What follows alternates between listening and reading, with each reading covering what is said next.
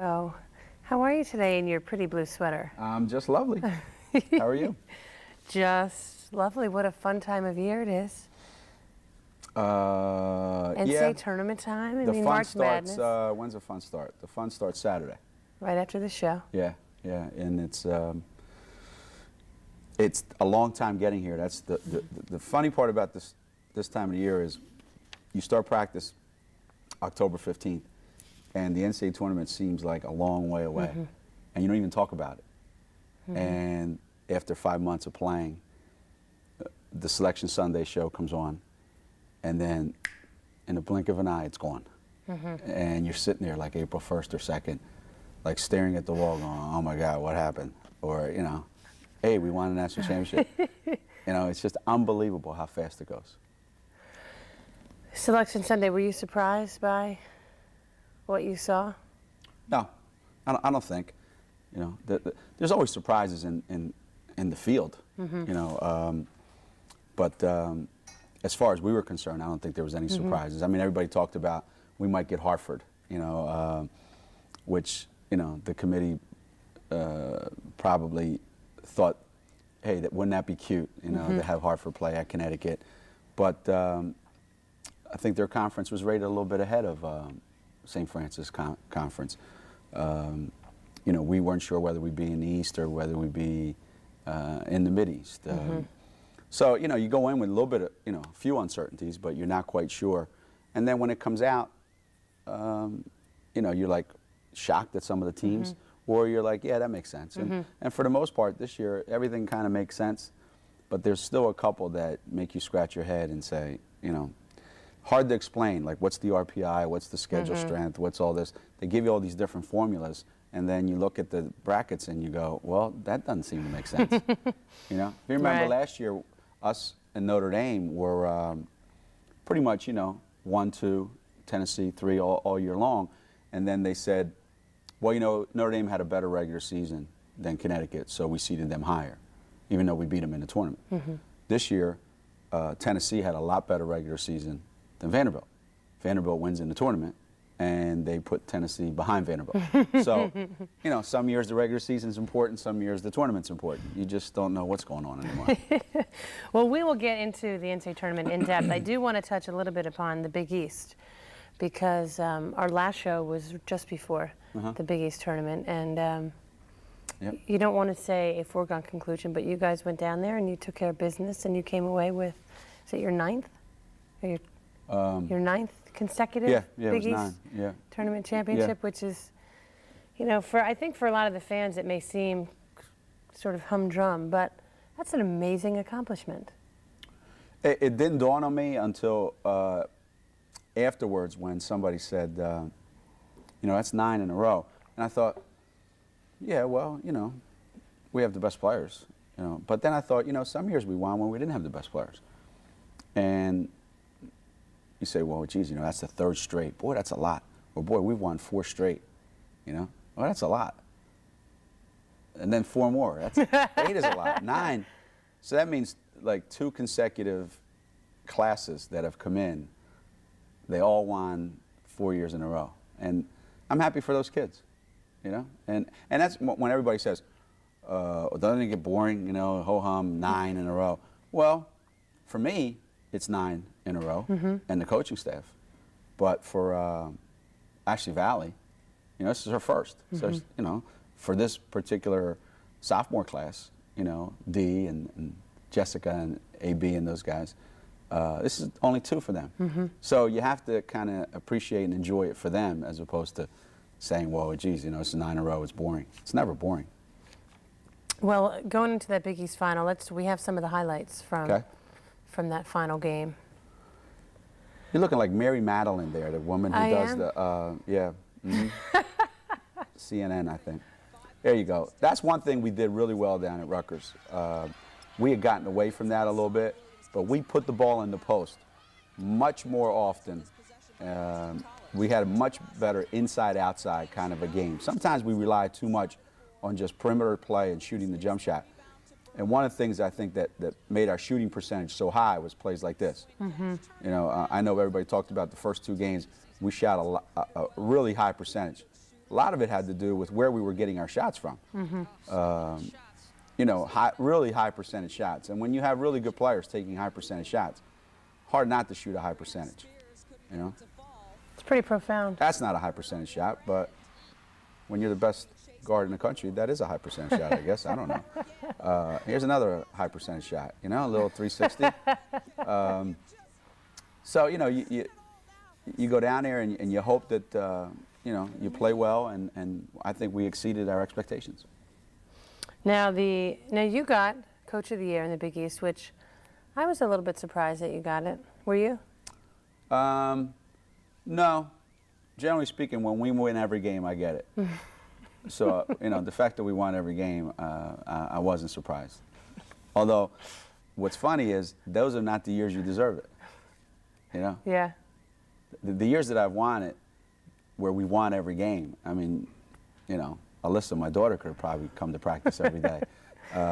Those other years when things didn't quite go right, you had a bunch of injuries and you had to overcome things, that's probably when you have to do most of your coaching. You know, when you got to really, really bear down and figure out ways to, but. Well, let me ask you this. Do you feel that this year, even with the group of talented players that you have, because as we all know, you can't stick your foot in the same river twice, how do you feel you coached this year? Well,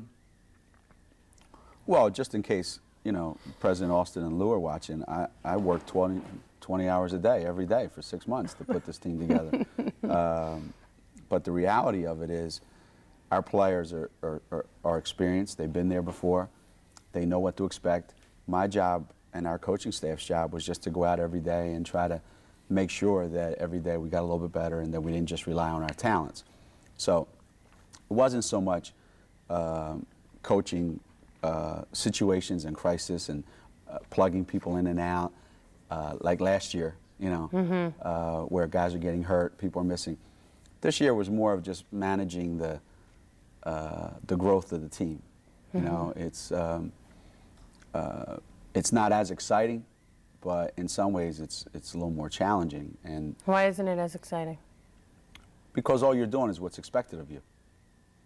So it's never as exciting to do something that you included and everybody knows you're expected to do. What's exciting is when you come out of nowhere and surprise everybody. But you haven't been there in over 9 years. Right. That's why the only thing that's exciting in my life is the most exciting half hour on television, right here. Being with you and talking about this stuff. How pathetic a life you do have. Absolutely. Absolutely. Well, Asia Jones, what a fitting end to her Big East season, Big East career. Well, let me tell you something. With the way she played. Tanya Harding, she should be happy she's fighting Paula Jones and not Asia Jones, because Asia Jones right now looks like one of the best players in the country. I don't think anybody. You are a goof. I don't think anybody expects Asia to do what she did. Look at this. Who does that? Tell me what center in the country does that? You know? Her, that's it. She plays like a guard. She defends like a center. She handles the ball. She shoots it. You know, she's just one of those unbelievably gifted kids who chose this tournament for whatever reason to show everybody, you know, her entire arsenal. All year long, I think she's been the best defensive player in the league. And I couldn't be happier for anyone ever. I don't think, other than Rita Williams, when she was MVP down at Rutgers. Yeah, Rutgers, something about the rack. Yeah, I don't think anybody enjoyed it and deserved it more than Asia Jones. Now, do you care to get into what she was doing with her hair for those folks who don't know? That's kind of been a tradition that whoever gets MVP of the tournament, they know they have to go out there and get this trophy and everything. So the big thing on our team is to make them look as bad as they can possibly look. So that's why she's covering up her hair. She's got the towel over there. Because look, they're messing it up. Yeah, even more. Yeah, there you go. There you go. How did that start? Do you know? Well, I think it starts when the team's put together. It's girls, so they do girly stuff. I mean, you know, you get 12 women around, it's just a big slumber party. You know, I'm surprised there wasn't a pillow fight at the end of it. See what I have to put up with? Okay, Sue Bird, Player of the Year. Big East, no surprise. Well, it was a little bit of a surprise in that I thought the coaches should have voted co-players of the year. I thought Swin deserved it as much as Sue. But then how do you figure? And I agree with you. And it was in some respects a toss-up. I mean, Sue was preseason player of the year, and okay, Swin had an outstanding year, but then the AP All-America team comes out, and Sue's on first team, and Swin's not. Yeah. How does that figure? How's it figure? So you mean to tell me now AP is voted on by the media, 44 members of the media. So you mean to tell me that Swin couldn't be in anyone else's? She's not one of the 5 best players in the country? It's 5 players, and again, when people vote, all their biases come out.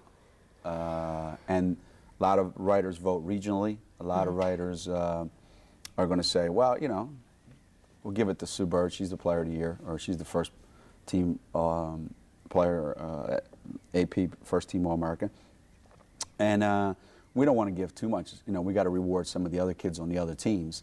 But you know, that's what happens when you vote. I thought in our conference the coaches should have made them co-players of the year. I mean, Swin led the league in scoring and rebounding, and field goal percentage. That's pretty tough. You know, it's pretty tough to overlook that.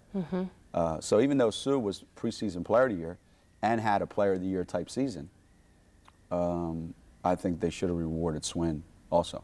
But you know. But Swin, Asia, and Diana did make Big East first team. Yeah, we had 4 players on the first team, which Along with Sue, right? You know, it's just incredible. It's unheard of that that's ever happened. I think it's a credit to them. It's a credit to how unselfish they are, because it would have been very easy for a couple of them to just try to take too many shots, try to do too much, to try to kind of make a name for themselves.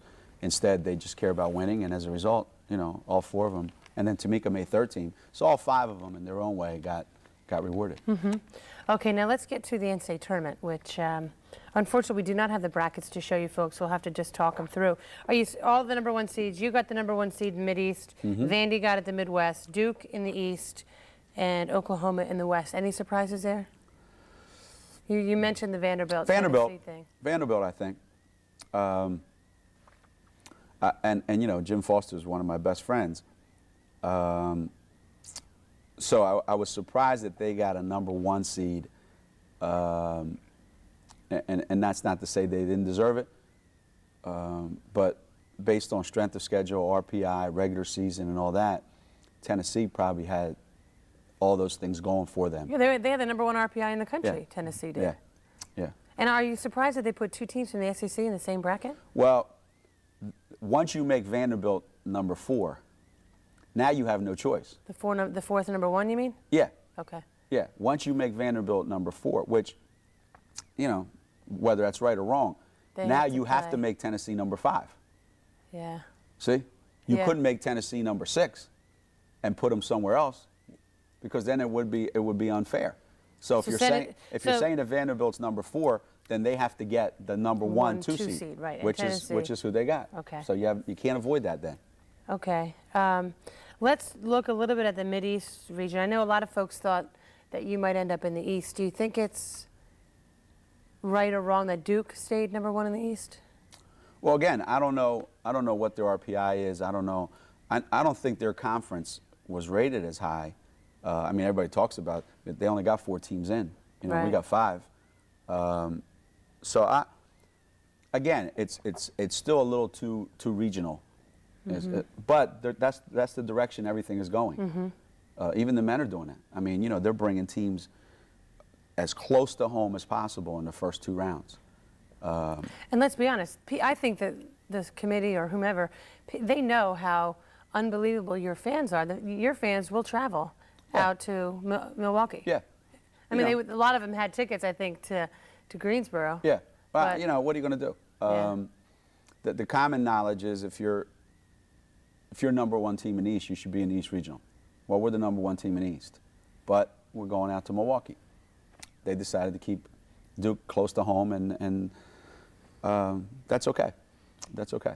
It is what it is, right? Yeah. So, okay, so you open up with St. Francis. Winner from the Northeast Conference. Okay, that's right after this show on Saturday. Then Monday night at 9, you play the winner of Virginia, Iowa. Do you want to get into any of what you think or what you want, or are you superstitious or? Well, I would think that we're going to play pretty well against St. Francis, and I would think that unless, but anything could happen in the tournament. Obviously, Harvard went out and beat Stanford. That's the only time a 16 has ever beat a 1. So I would like to think that we're going to play well enough to win against St. Francis. And then whoever we play, Virginia and Iowa, two good teams from two good conferences, the Big Ten and the ACC. Selfishly, I'm pulling for Virginia because, Debbie Ryan's the coach there, and I used to coach there. But at that point, you're really not that concerned with who you play. How about Purdue and Kansas State, the 2 and 3 seed in this region? I think that's a pretty good matchup. I really like Kansas State. Deb Patterson was my assistant with the junior national team when we went to Argentina, and I really like her a lot. And she's done a great job. And one of the kids on that team, Lori Kane, played for me. Oh, that's right. So I have a soft spot for them. I hope they play well, and I hope we see them in the regionals. Be nice to meet up with them. Yeah. Any other teams? Now Notre Dame got a 7 seed. It is impressive that Big East got 5 teams. Yeah, the Syracuse win over Notre Dame was it. Yeah. I mean, they had a pretty high RPI going in, but beating Notre Dame got Syracuse in, and that's great for the conference because we were also very close to getting 6 in.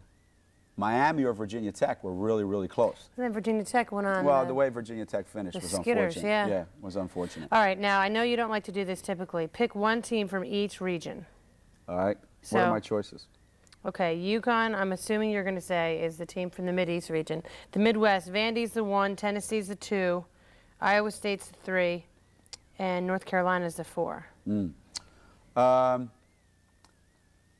hope it's Vanderbilt because Jim's team hasn't been to the Final Four since Atlanta, and it'd be great for them to be there.